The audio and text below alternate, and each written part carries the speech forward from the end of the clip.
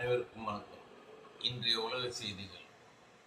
இன்னைக்கு நம்ம எடுத்துக்கிற டாபிக் கல்கத்தாவோட டாக்டர் மரணத்தை தான்.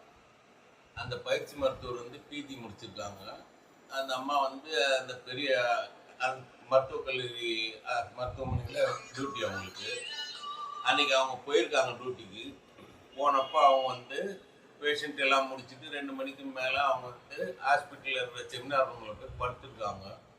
படுத்து தூங்கி கொஞ்ச நேரத்தில் இந்த சம்பவம் நடந்திருக்கு. இந்த சம்பவத்தை செஞ்சது சஞ்சித் ராய் அப்படின்ற ஒரு கல்கத்தா போலீஸோட பாக்ஸர். அவர் கல்கத்தா போலீஸில் தன்னார்வலராக இருக்கார்.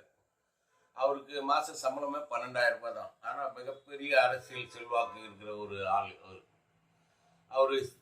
அங்கே இருக்கிற ஒரு பெரிய ப்ரொஃபஸருக்கு அவர் அடியாள் மாதிரி இருந்திருக்காரு. அந்த ஒரு காரணத்தை வச்சு அவரோட ஆஸ்பத்திரியில் அவர் பண்ணாத விஷயமே கிடையாது.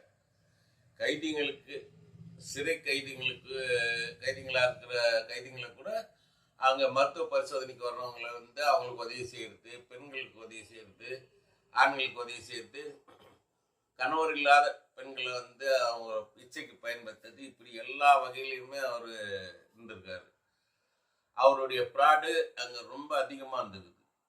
இப்படிப்பட்ட இந்த நேரத்தில் இங்கே ஒரு துர்பாக்கியமான ஒரு சம்பவம் நடக்குது.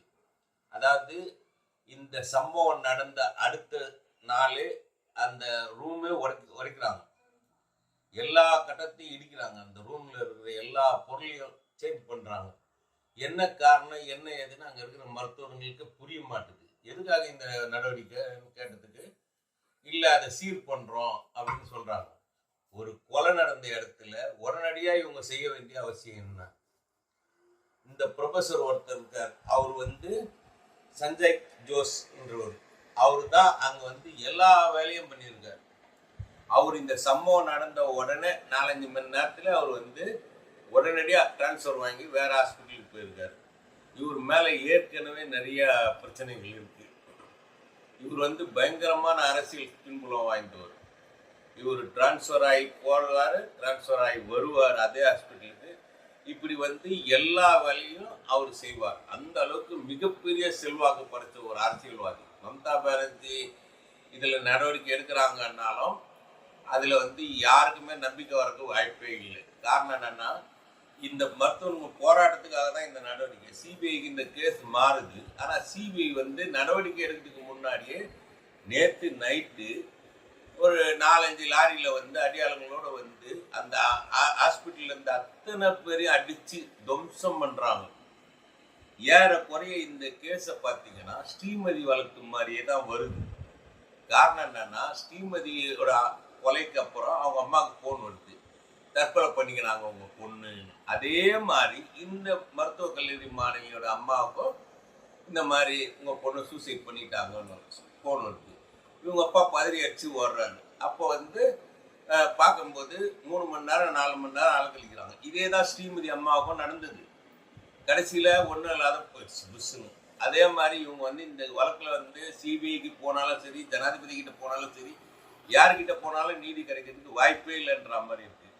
எல்லா பக்கா கேமரா எவிடன்ஸ் இருந்து இந்த மாதிரி ஒரு துர்பாக்கியமான சம்பவம் நடக்குது ஸ்ரீமதி வழக்கில். அதே மாதிரி இந்த சஞ்சீப் ராய் வழக்குலையும் ப்ளூடூத் மாட்டியிருக்கு. அந்த பொண்ணோட பிறப்புறுப்புல 150 செமி விந்தணு இருந்துருக்குது. அந்த விந்தணு ஒரு ஆளால் பாய்ச்சிருக்க வாய்ப்பு இல்லை. கண்டிப்பாக 3-4 பேருக்கு மேலே தான் கேங் ரேப்பு தான் பண்ணியிருப்பாங்க கண்டிப்பாக. அப்படிப்பட்ட கேங் ரேப்பில் கூட இருந்தவங்க யாருன்னா உடனடியாக டிரான்ஸ்ஃபர் வாங்கிட்டு போக வேண்டியதுக்கு ப்ரொஃபஸர் எதுக்காக அவ்வளோ அவசரப்படணும்? அவ்வளோ அவசரப்பட்டு ஓட வேண்டிய அவசியம் என்ன? அதுக்கான பின்னாடி இருக்கிற மர்மங்கள் என்ன? இவர் ஏற்கனவே இவருடைய லீலைகள் அந்த ஹாஸ்பிட்டலில் நிறையா நடந்திருக்கு. அதனால தான் இவர் ஓடி இருக்கார். இது என்னைக்கா இருந்தாலும் விசாரணைகளுக்கு வரும். இது குறித்த விஷயங்களுக்கு வெளியே வரும்போது உடனடியாக எங்கள் சேனலில் நாங்கள் உங்களுக்கு வெளியிடுவோம். உங்களுக்கு எல்லாருக்கும் என்னுடைய மனமார்ந்த நன்றி.